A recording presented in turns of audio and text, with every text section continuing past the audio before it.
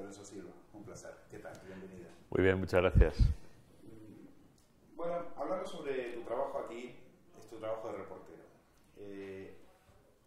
Al leerlo, lo primero es preguntarte, tú como escritor, es decir, ¿eres consciente en qué momento te quitas el mono de escritor y pasas a ser reportero? Es decir, en el momento en que lo estás escribiendo, ¿cuál es la frontera? ¿Cuál es la línea? Sí, soy muy consciente y creo que a medida que han ido pasando los años lo soy más clara e instantáneamente, ¿no? De lo que dejo de ser y de lo que empiezo a ser o a hacer, ¿no? Digamos que en la literatura uno no tiene ninguna restricción, uno puede hacer prácticamente todo, siempre y cuando sea capaz de sostenerlo artísticamente, ¿no? De sostenerlo estéticamente, de sostenerlo estilísticamente. Uno puede hacer lo que quiera realmente, puede mezclar la realidad con la alucinación y hasta con la hipótesis y hasta con la paranoia. Uno puede hacer lo que le dé la gana.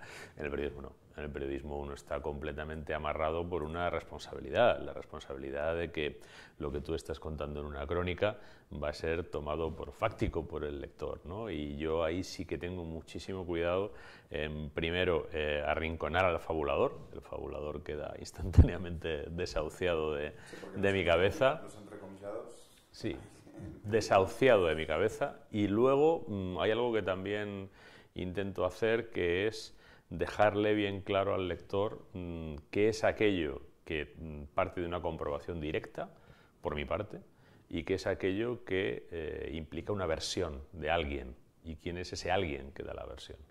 Porque es que hasta ahí puedo llegar, no puedo llegar más allá. Aquí en este libro haces de todo, te empotras en las patrullas de la Guardia Civil, en vehículos militares del Ejército Español, hasta incluso has hecho de amaquero en una playa de Gandía. Sí.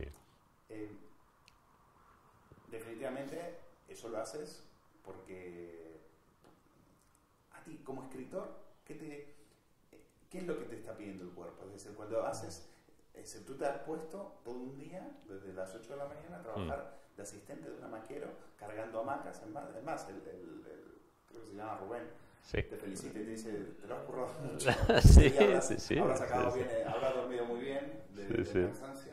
Pero ¿qué es lo que te lleva por qué te quieres meter en esa piel? ¿Lo haces desde la postura del reportero o de la postura del escritor? Porque muchos escritores también han hecho eso para entender mejor a sus personajes. Sí, yo lo hago desde las dos. Al final, en ese caso, la traducción práctica es un reportaje periodístico, pero el aprendizaje que representa esa jornada, no solo respecto de ese oficio, sino respecto de la gente que va a una playa, respecto de incluso la gente que habita mi país, ¿no? Por ejemplo, cuando una señora me dice que bien está esta playa porque los amaqueros no son extranjeros, ¿no? Son españoles. Es decir, eso, bueno, está en el reportaje, pero a mí me vale para una mirada sobre la sociedad en la que yo ambiento mis historias como novelista. Por tanto, yo busco eso en la medida en que puede dar lugar a un trabajo periodístico concreto, pero también suelo elegir los trabajos periodísticos en la medida en que las historias a las que me acerco me van a servir luego para lo que son mis intereses como novelista. Y esto pasa mucho además porque cuando tú haces un trabajo como reportero, un trabajo que a lo mejor es un trabajo de 2 días, este es de un día, pero hay trabajos de 2 días, 3 días, una semana, luego eso va a una crónica de 8 folios, con lo que es el 10% de todo lo que has visto. El 90% es lo que da el novelista. Tú eres quizás como escritor el que ha puesto a la Guardia Civil en su sitio, ¿no? El que le has devuelto el lugar que ocupa en nuestra sociedad, y lo has hecho a través de la literatura. Tú eres Guardia Civil honorario, de hecho. Aquí hay muchos reportajes sobre la Guardia Civil muy emocionantes, y quizás me quiero referir a uno en especial, que es el de ese crimen en Ajete, Eva Blanco, ¿no? Una mujer que es violada y asesinada. La Guardia Civil guarda el ADN del asesino, no sabe quién es, y tardan casi 20 años, ¿no? en encontrarlo. Es una historia apasionante. Cómo se pasaban entre ellos, cómo cambiaba la dirección, la gobernanza del cuartel, pero cada uno se pasaba el testigo. No te olvides del caso de Eva Blanco, ¿no? Sí, 18 años y además con un detalle muy curioso, ¿no? Que la investigación de ese asesinato y violación y asesinato de una niña de 15 años, casi podemos decir, una niña más que otra cosa, ¿no? Sin pistas, en la que todas las hipótesis acababan en una vía muerta, e investigaron muchísimo su entorno, sus amigos, el pueblo. Bueno, pues hay un detalle que a mí me pareció que era el hilo conductor de la historia, y es desde donde está contado, que es que del equipo de guardias civiles que levantó el cadáver solo quedaba uno en el momento final, cuando por fin se consigue identificar ese ADN, ¿no?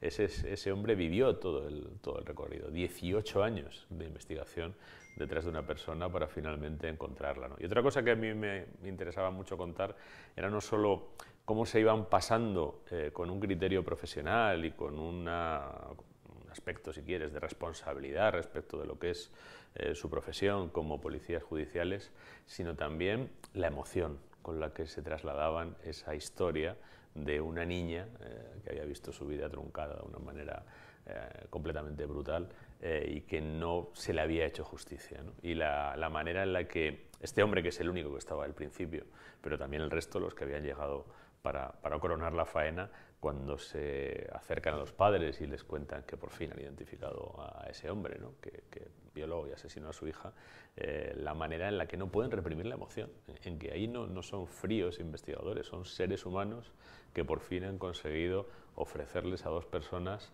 una atenuación mínima para su dolor, pero es lo único que le pueden dar, lo único que le pueden dar es decir, ya se sabe quién es, y como dice la madre, ya no tengo que andar por el pueblo, un pueblo no muy grande, pensando que me estoy cruzando por la calle con el asesino de mi hija, ¿no? Eso es muy poco comparado con la vida de una hija, pero es todo lo que se le podía dar a esa mujer. Hablábamos de policía, de la Guardia Civil. Dejas en un momento en uno de los reportajes una mala noticia y dices, tengo una mala noticia española para darles. La Guardia Civil y la policía no tienen todos los medios para combatir los delitos y para perseguir criminales. ¿En qué situación se encuentra? Uno sabe que las fuerzas y cuerpos de seguridad del Estado son de los mejores del mundo, pero ¿en qué es lo que falta? ¿Qué es lo que has visto? ¿Qué carencias hay? Bueno, ahí esa afirmación está referida a un momento concreto, que es el año 2004, cuando se producen los atentados del 11M, un momento en el que los medios dedicados por la policía y por la Guardia Civil a la investigación y prevención del terrorismo yihadista son manifiestísimamente insuficientes. Son tan manifiestísimamente insuficientes que incluso tienen objetivos identificados y conversaciones grabadas que no tienen investigados porque no tienen recursos, incluso conversaciones grabadas que no pueden traducir porque no tienen ni siquiera traductores para traducir lo que van obteniendo de las grabaciones a los sospechosos, a los que sí están siguiendo, ¿no? Ese aspecto se subsanó. Tener 200 muertos pues es una lección muy dolorosa que te hace espabilar. ¿Cuál fue ahí el fallo? ¿Fue un fallo de comunicación? El fallo fue un fallo de infradimensionamiento de la respuesta policial a esa amenaza.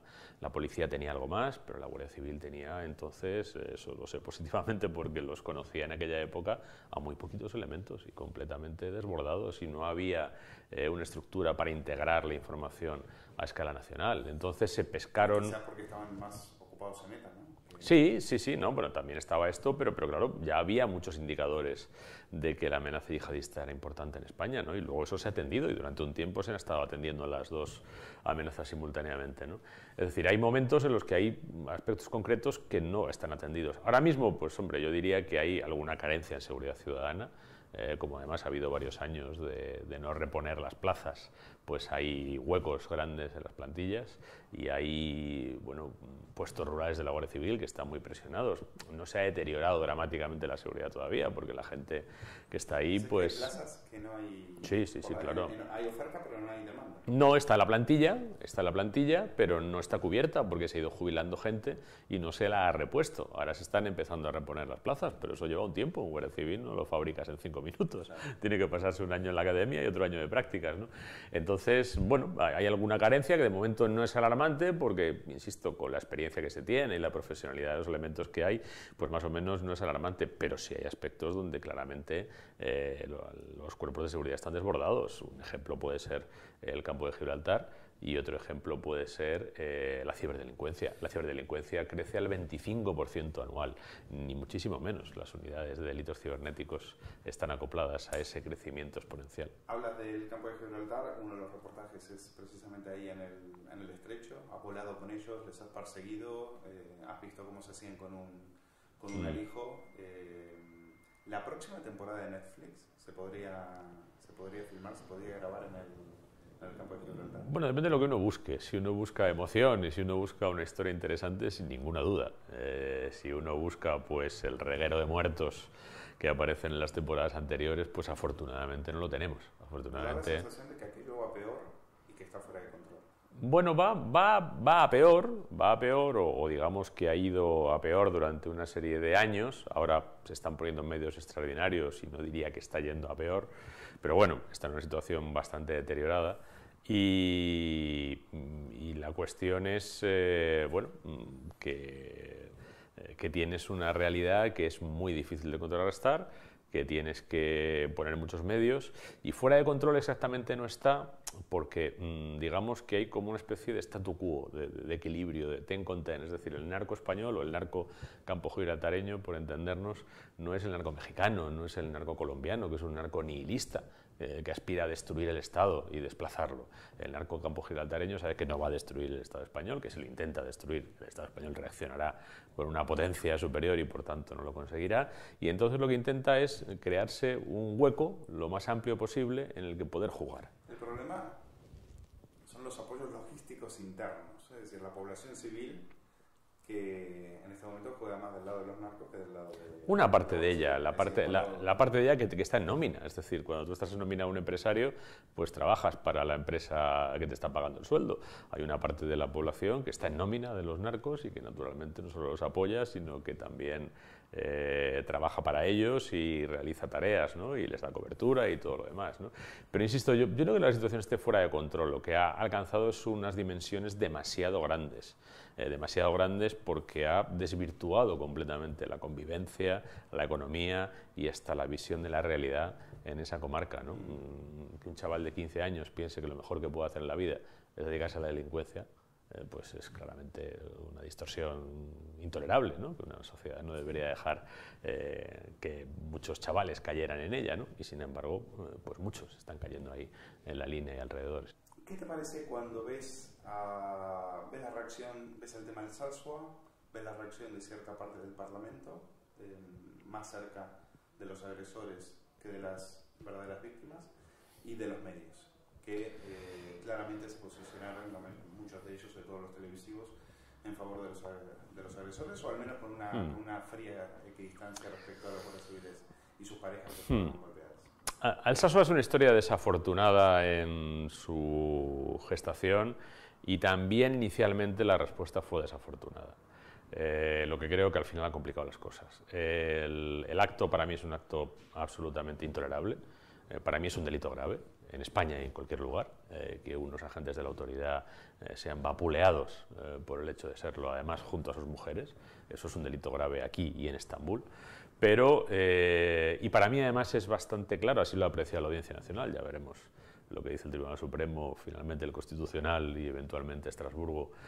Creo que hay un elemento de odio, porque puede haber odio hacia unas personas por el hecho de ser guardias civiles, y el que tenga problemas con esto, ¿no? Pues piensan, no, el guardia civil es autoridad y no puede ser objeto de delito de odio. Bueno, ¿y sus dos mujeres? Alguna que es del pueblo y que se ha tenido que ir, y se ha tenido que ir su familia, ¿en qué posición de poder está una chica que lo único que ha hecho ha sido ennoviarse con un teniente de la Guardia Civil? ¿Qué posición de poder tiene esa muchacha que ha vivido en Alsasua toda su vida y que ya no puede vivir allí? Pero eso no fue una pelea de bar. No, claro. Para mí el error en la reacción fue la inicial imputación de terrorismo. Ahí sí me parece que, es decir, no debemos sobreactuar. Todas las sobreactuaciones son malas. El terrorismo es otra cosa y lo hemos conocido durante muchos años. Hay un delito grave de atentado a la autoridad, de lesiones, de coacciones, no solo a la autoridad, sino también a ciudadanas normales y corrientes. Ese delito es un delito grave y además para mí tiene un agravante porque hay un elemento de odio que puede ser cuestionable, pero que creo que hay muchos elementos para sostener. Eso no es un delito ligero ni es una pelea de bar. El fuera de aquí, ¿no? El fuera de aquí que muchos guardias civiles han tenido que soportar. Pero Navarra, en el País pero que insisto, porque me parece que es un poco la prueba del algodón, que no solo recibe ese odio el teniente de la Guardia Civil, también lo recibe la chica, que ha tenido la idea reprobable de elegirlo como novio, ¿no? Parece que no lo puede hacer. Y nuestras feministas desaparecidas en acción. Bueno, el tema es incómodo. En nuestro país hay muchos temas incómodos donde la gente prefiere abstenerse a un lado y a otro, ¿eh? Es decir, cuando un tema genera cierta incomodidad desde el bastión ideológico en el que estoy, me callo y pase de mí este cáliz, ¿no? Pero esto pasa a ambos lados de las trincheras.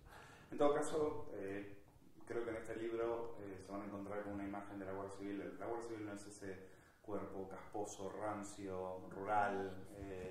No, desde hace mucho tiempo. Desde hace mucho tiempo no lo es. Está formado por gente, pues eso, muy capacitada, muy formada.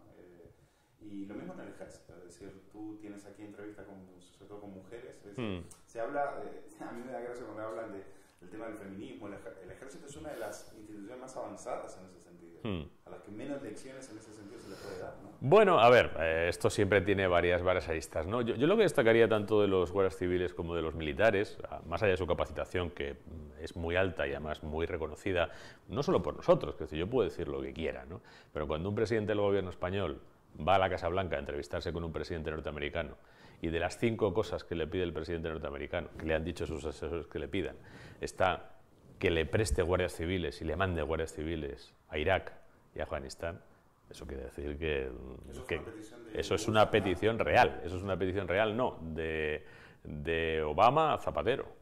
De Obama a Zapatero. Es decir, porque tienen informes de que el trabajo que habían hecho en la instrucción de la policía iraquí en el año 2003-2004 había sido muy eficaz y que era el más eficaz, de hecho. Entonces, cuando hubo que reconstruir la policía iraquí después de la toma por parte del Daesh de buena parte del territorio iraquí, se piden guardias civiles, porque ha trascendido por ahí, ha llegado hasta oídos del presidente de los Estados Unidos, que son profesionales capaces. Pero más allá de esa capacitación, que es importante y que también se puede observar en las Fuerzas Armadas, a mí lo que más me llama la atención y creo que menos se conoce es el compromiso verdadero que tienen con el Estado de Derecho. Es decir, la manera exquisita en la que a un guardia civil se le enseña a someterse en una investigación al criterio de la autoridad judicial, al imperio de la ley, al respeto de los derechos y las libertades fundamentales. Luego hay quien se lo salta, como en todos los cortijos y como en todas las cofradías.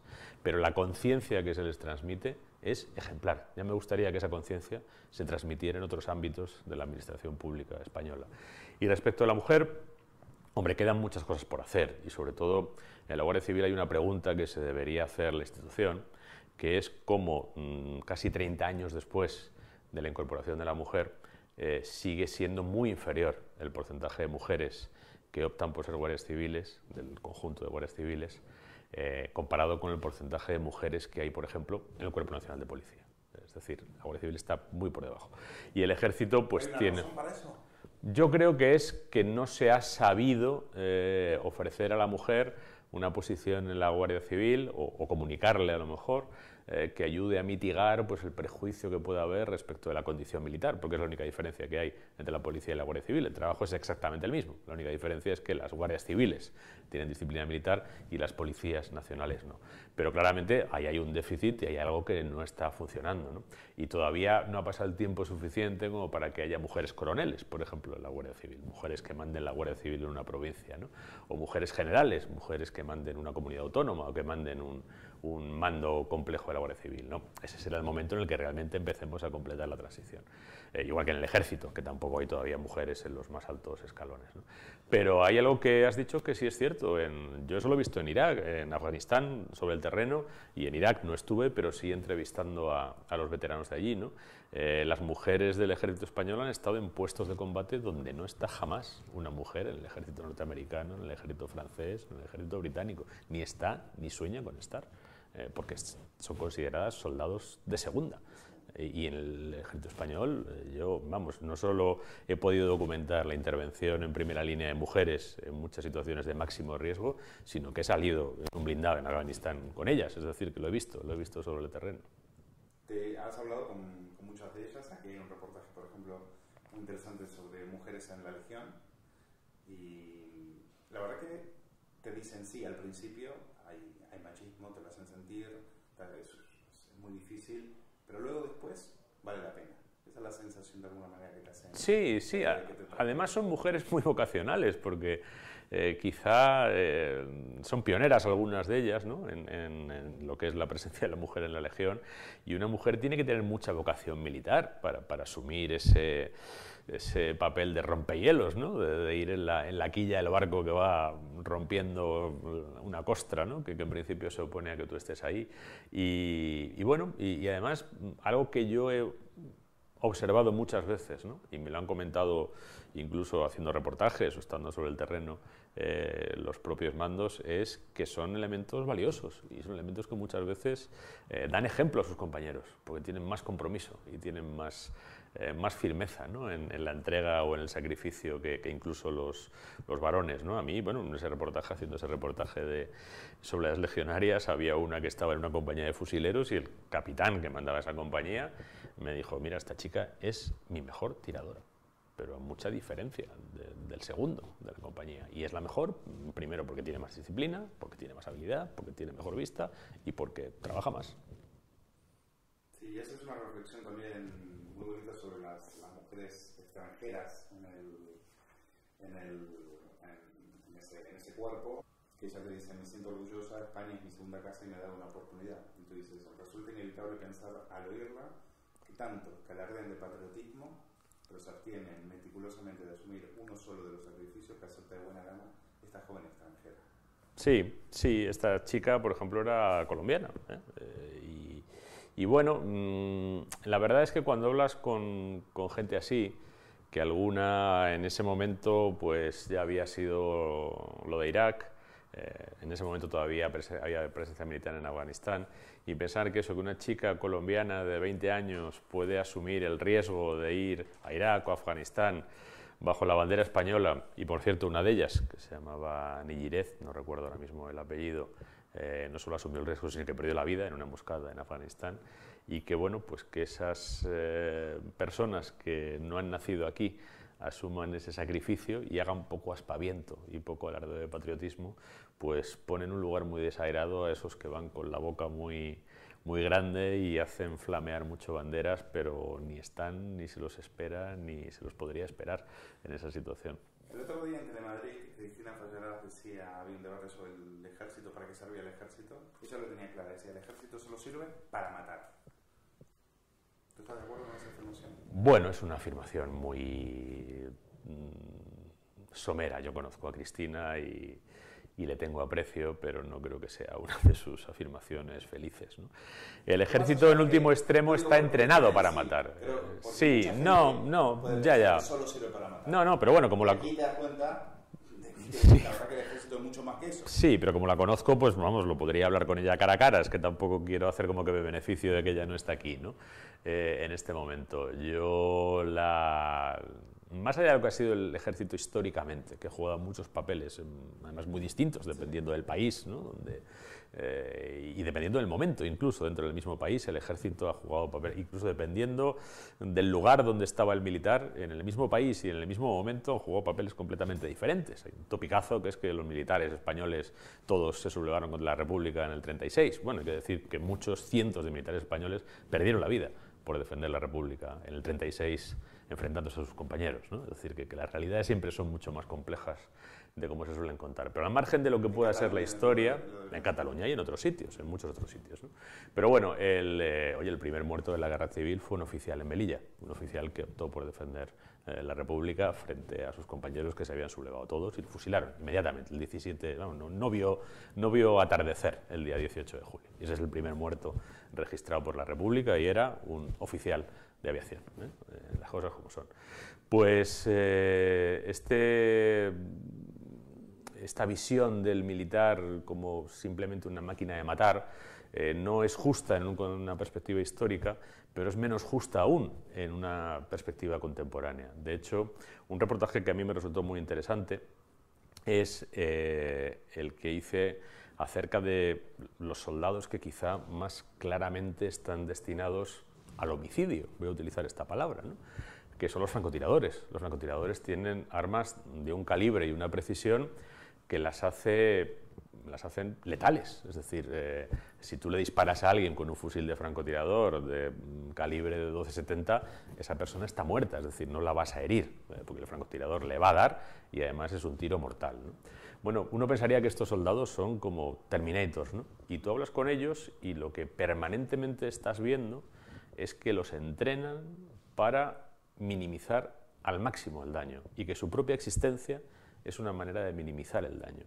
Porque lo que tú haces con un francotirador, por ejemplo, para abatir un blanco especialmente peligroso, es poner en peligro a un soldado hiperespecializado, que además te ha costado mucho preparar, para hacer algo que podrías hacer sin ningún problema con un dron, con un soldado que está tranquilamente en una habitación con aire acondicionado y que aprieta un botón y se fuma un puro. ¿Cuál es la diferencia? Que el del dron no sabe muy bien a lo que está disparando, porque eso lo está viendo a través de una cámara. El soldado francotirador sí sabe a lo que está disparando y hay mucha menos probabilidad de daños colaterales con un francotirador que con un dron. Ese soldado está entrenado para matar, pero está entrenado para matar matando lo menos posible. Parece una paradoja, pero es una paradoja real. Por último, te quiero preguntar sobre tus aficiones periodísticas. Es decir, ¿quiénes son aquí, por ejemplo, hablas de alguien, bueno, no fue periodista, de un gran escritor de novela negra, Stieg Larsson, que lo descubriste muy pronto. Lo leíste primero en inglés, no te gustó, lo leíste en francés, te encantó, todavía no estaba traducido al español. Y digamos que un poco eres uno de sus descubridores aquí en España. Pero te pregunto por tus referencias literarias, tus referencias periodísticas. ¿Quiénes han sido los periodistas que más están? Pues mira, yo hay un personaje que he seguido el trabajo de muchos periodistas y además hay muchos grandes periodistas. Ahora mismo que me sería hasta incómodo decir nombres porque me voy a dejar nombres, ¿no?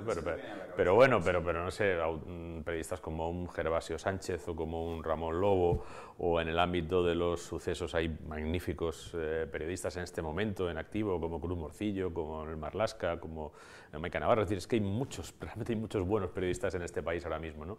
Pero para mí el gran referente, porque creo que es alguien que sabe sintetizar el olfato del periodista para dónde está la noticia, dónde está esa historia que no se está contando, que al final es la historia que tiene que contar el periodista, ¿no?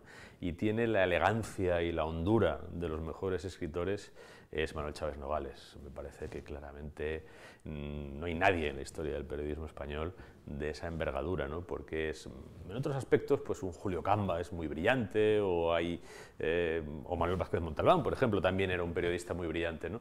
Pero es que Manuel Chaves Nogales, él solo acierta a levantar una estampa de la España del primer tercio del siglo XX que lo explica casi todo y que nadie ha logrado superar jamás. Es que yo no conozco una obra periodística de un tamaño semejante, desde luego dentro del periodismo español, pero casi te diría con ese tamaño relativo dentro de un periodismo nacional, ¿no? En ningún país. Sí, son esos que en un párrafo son capaces de hacer un óleo pero que aparte, del país. Aparte, ¿cómo lo hacía?